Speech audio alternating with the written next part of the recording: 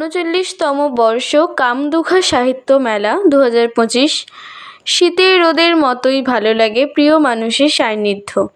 পশ্চিমবঙ্গের পূর্ব বর্ধমান জেলার গুসকরার সুবিখ্যাত ও প্রসিদ্ধ রটুন্ডি কালী পুজোকে কেন্দ্র করে সপ্তাহ কাল ধরে নানান অনুষ্ঠানের পাশাপাশি বিশাল মেলা। এই মেলা উপলক্ষে গুসকরা উৎসব মঞ্চে গত ১লা ফেব্রুয়ারি ২০২৫ শনিবার বিশিষ্ট গুণীজনের উজ্জ্বল উপস্থিতিতে কবিতা আবৃত্তি ও আরও নানান অনুষ্ঠানের মধ্যে দিয়ে খুব সুন্দরভাবে কামদুঘা সাহিত্য মেলা অনুষ্ঠিত হয়ে গেল। পূর্ব বর্ধমানের গুসকরা থেকে শতরূপ ভট্টাচার্যের রিপোর্ট, নিউজ 24 মিডিয়া।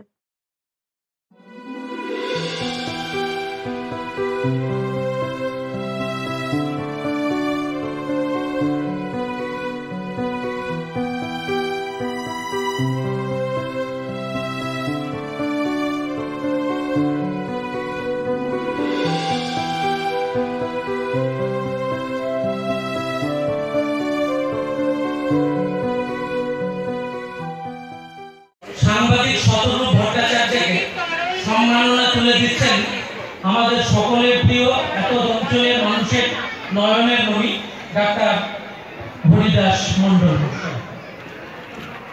মহাশয়।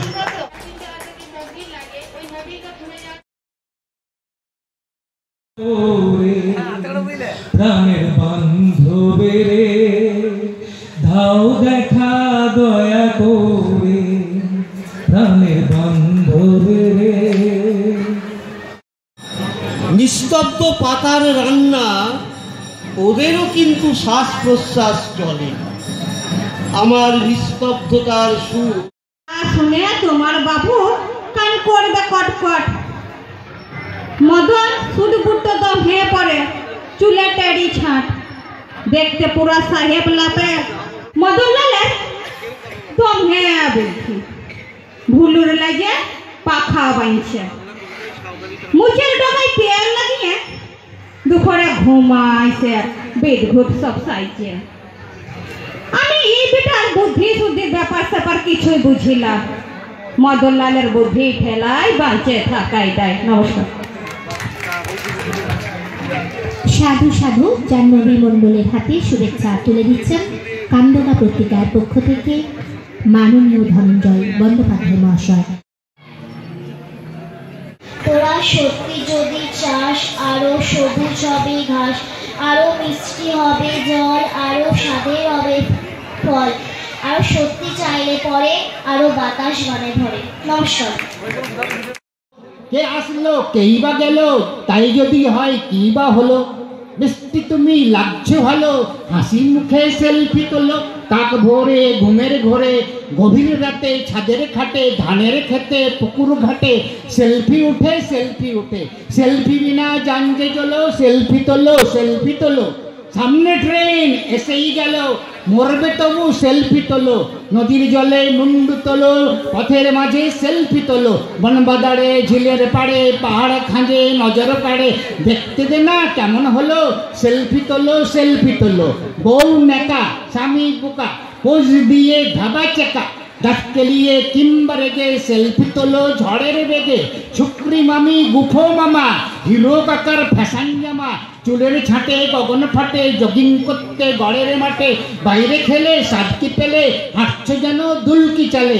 সিনেমা হলে শপিং মলে, জোড়াই জোড়াই দলে দলে, বন্দি করো সেলফি তুলে। কে কি বললো বয়েই গেল, সেলফি তোলো সেলফি চেপে স্পিড তোলে। পুরনো প্রেমিক সব ভুলে সেলফি তোলে মন খুলে। বিড়ালা মাঠে প্রথম দেখা, ধুকপুক বুকে প্রথম কথা, প্রথম প্রেম ভয়ে মরি, সেলফি নিতে ভয় করি। ক্লোজ আপে বাড়াবাড়ি, বুকে মাথা চোখটা খোলো, সেলফি তোলো সেলফি তোলো সেলফি তোলো। রং মেখে কাজল চোখে, জিভ ভেঙিয়ে ছুঁচো মুখে, দেখতে তুমি হট না কুল, লাগছো তুমি বিউটিফুল। লাইক দিল কমেন্ট দিল, সেলফি তোলো সেলফি তোলো সেলফি তোলো।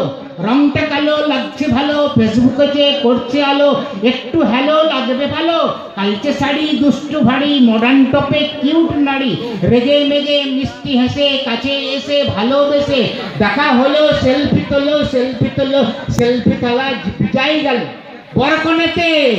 বরকনেতে সোহাগ রাতে পিরিত ভুলে সেলফি তোলে, গয়নাগাটি খুলে পেলে সব কিছু শিখাই তোলে, জড়িয়ে ধরে সেলফি তোলে, সেলফি তোলো সেলফি তোলো সেলফি তোলো।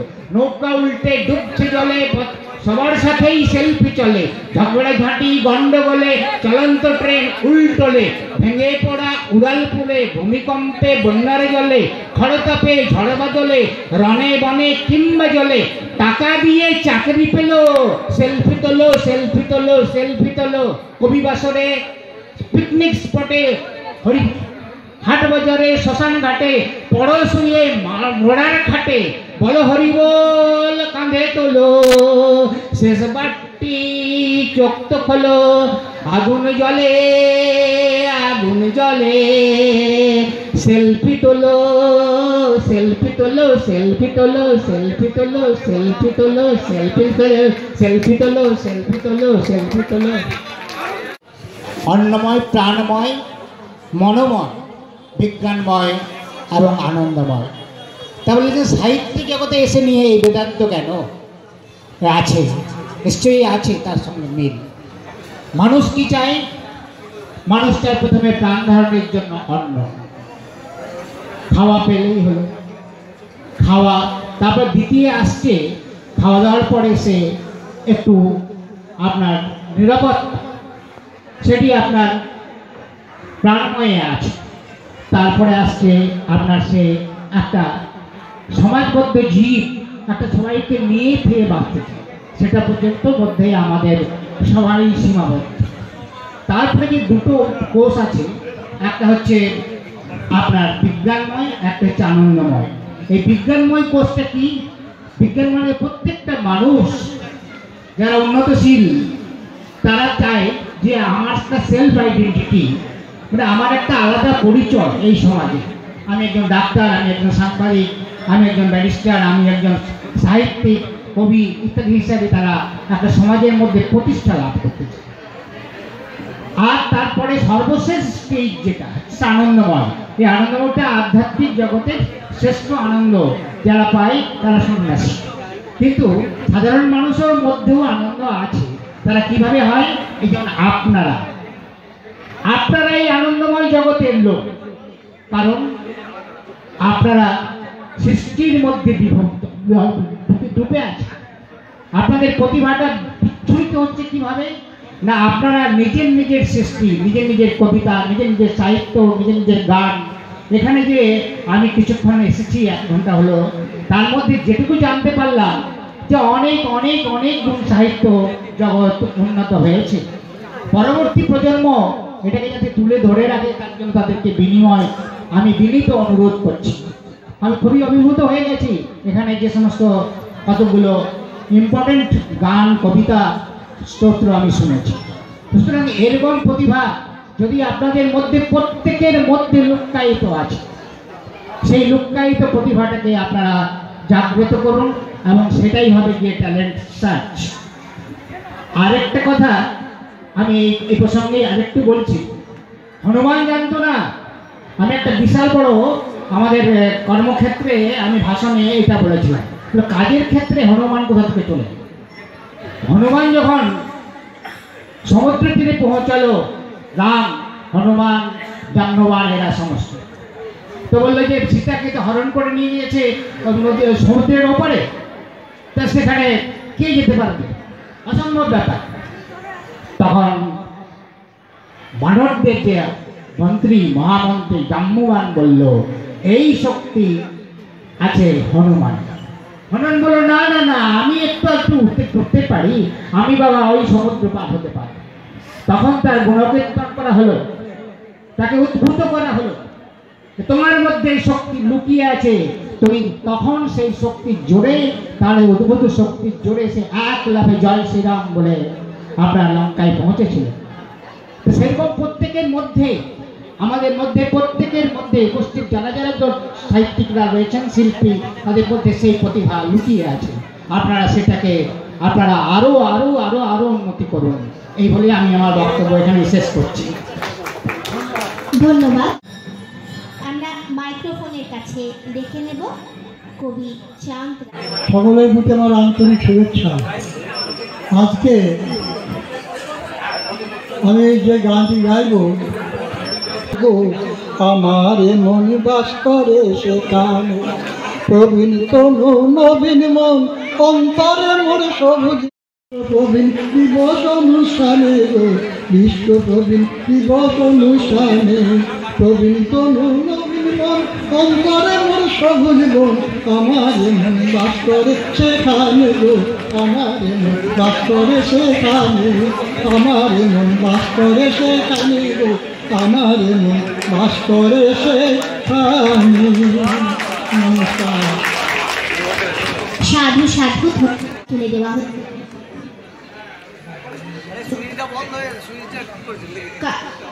কামদুগা পত্রিকার পক্ষ থেকে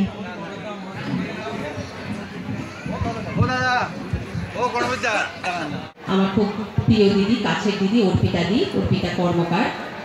দিন 15 হলেও ওনার চোখের অপারেশন হয়েছে। উনিও খুব ভালো লেখেন। তো যাই হোক, উনি উপস্থিত হয়েছেন ধনঞ্জয়দের অনুরোধে। তো তারই একটি কবিতা তিনি ডায়েরিটা আমার হাতে দিয়ে বললেন, এটা পড়ে একটু দেখো, যদি সম্ভব হয় এটা তুমি একটু পাঠ করো। তো আমি তার লেখা কবিতাটি এই মুহূর্তে মানে এই মাত্রই দেখলাম, একটুখানি দেখে নিয়ে আমি একটু পাঠ করার চেষ্টা করছি। জানি না ওনার মনের মতন হবে কিনা। কলমে অর্পিতা কর্মকার, কবিতার নাম ছন্দে গল্পচিত্র।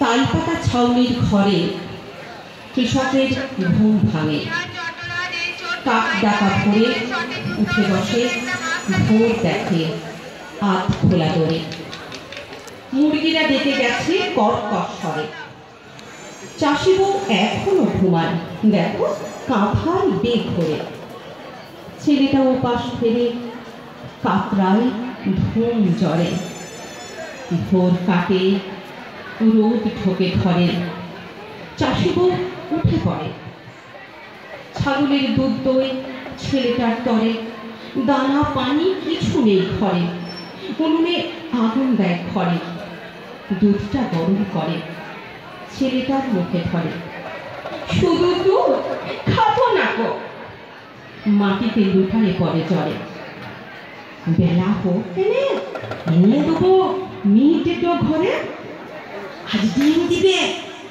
সবুজ না ধরে, দিবে দিবে দিদিমণি বলে দেখে, পড়ে আছে জ্বরে নিয়ে যাস ঘরে,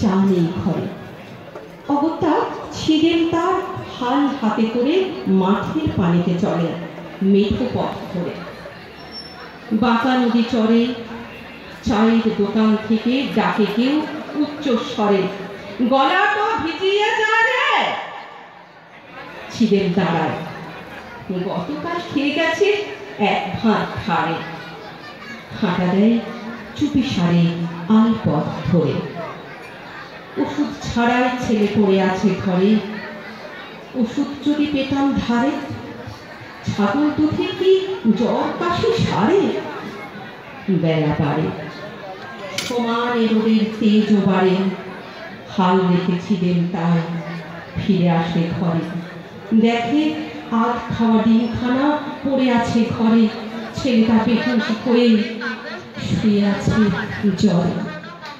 ধন্যবাদ। খুবই সুন্দর চাইছি।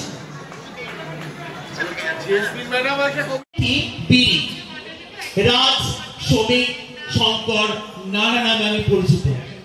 বড়লোকদের কাছে আমি আবার খুবই অবহেলিত, তারা আমাকে কোনো ছুঁয়েও দেখে না।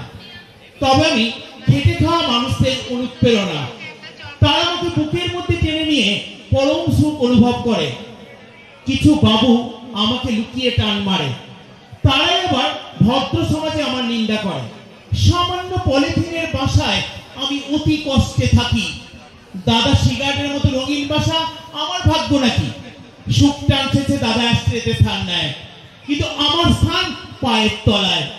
আমি ও দাদা দুজনেই নেশার রসদ যোগাই। দাদার যদি শেষে স্ত্রীতে স্থান হয়, আমার স্থান কেন পায়ের তলায়? নমস্কার। এটা সুখেন্দুর হাতে তুলে দিচ্ছে জেসমিন সুলতানা। সেই সঙ্গে সঙ্গে আমিও সুখেন্দুর পাশে একটু দাঁড়াচ্ছি, যেহেতু আমার ছাত্র।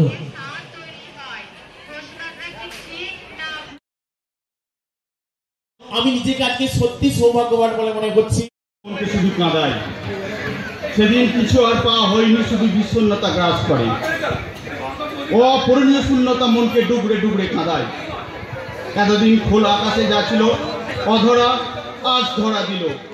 সবাই পাশে থাকে, কষ্ট যন্ত্রণা কেউ কি ভোলাতে পারে? না না, শুধু অনুভূতি আর মাথার স্নায়ুগুলোকে দুর্বল করে দেয়। জানি জীবনে এগিয়ে চলার মানে সেই পাখিটা মরে যায়, উড়ে আবার সৃষ্টি করে যায়। আজকে খুব আনন্দ, আর তার জন্য আমি পদ্মশ্রী পেয়েছি, আপনাদের আশীর্বাদ পেয়েছি। তো শুনুন বড় লেগে গানটা শুনুন। আমার মাথা বেঁধে দিব লাল নীলা ফুল, বড় লোকের বিপিল লম্বা লম্বা চুল।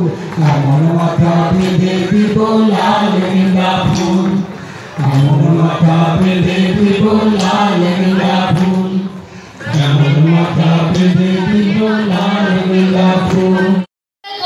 সুরে 150 পোষা পায়রা আমার যাবে যেসব উড়ে। নমস্কার। কখনো ভাবি জীবন হলো ভোগ, কারণ ভোগহীন জীবনে আসে তিরস্কার। যা লাইফটা করলি স্পয়েল এবার। কখনো মনে হয় জীবন যেন শুধু আনন্দের জন্য, দুঃখকে ছেড়ে দিয়ে শুধু আনন্দ আর আনন্দ। কখনো ভাবি জীবন হলো শুধু কর্ম আর কর্ম, স্বার্থে বা পরার্থে যাই হোক, কর্মই হলো জীবনের ধর্ম। কখনো মনে হয় জীবন শুধুই যেন ত্যাগ, গ্রহিতা নয় ভূমিকা শুধুই দাতা।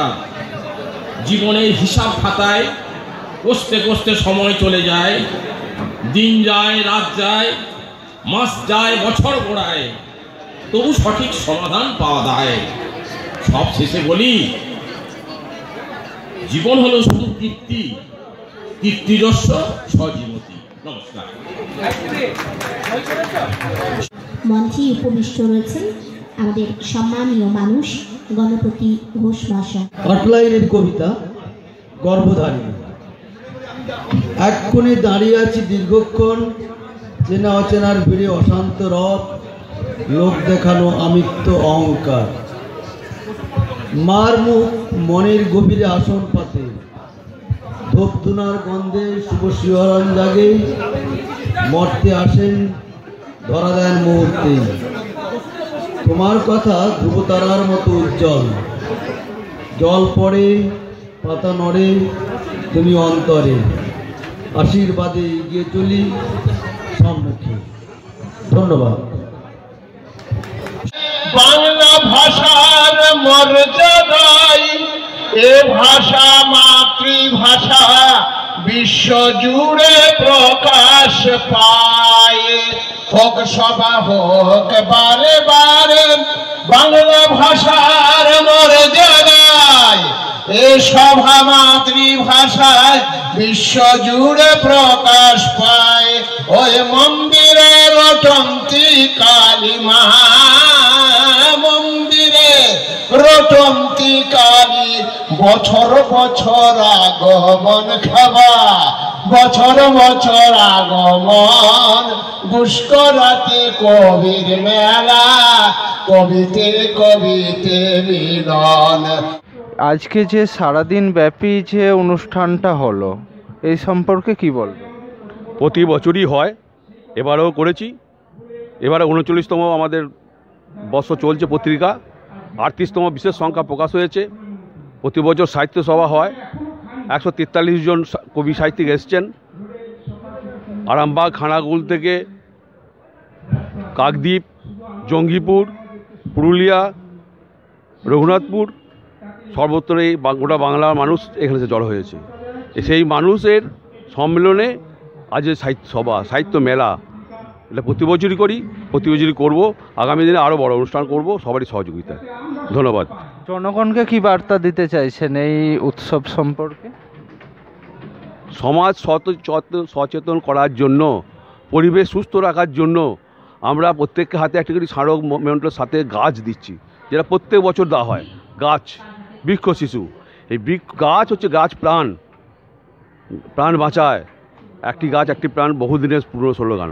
আমরা সেই ধারাকে অব্যাহত রেখেছি, প্রত্যেকের হাতে একটি গাছ দিচ্ছি। এই গাছ নিয়ে পরিবেশ সুস্থ থাকুক, সমাজ সুস্থ থাকুক, এই বার্তা দিতে চাইছি এই অনুষ্ঠানের মাধ্যমে। আপনার পরিচয়? আমি ধনঞ্জয় বন্দ্যোপাধ্যায়, এই পত্রিকার সম্পাদক। আপনাকে অসংখ্য অসংখ্য ধন্যবাদ এবং নমস্কার। আপনি ভালো থাকুন, সুস্থ থাকুন এবং আনন্দের সহিত থাকুন।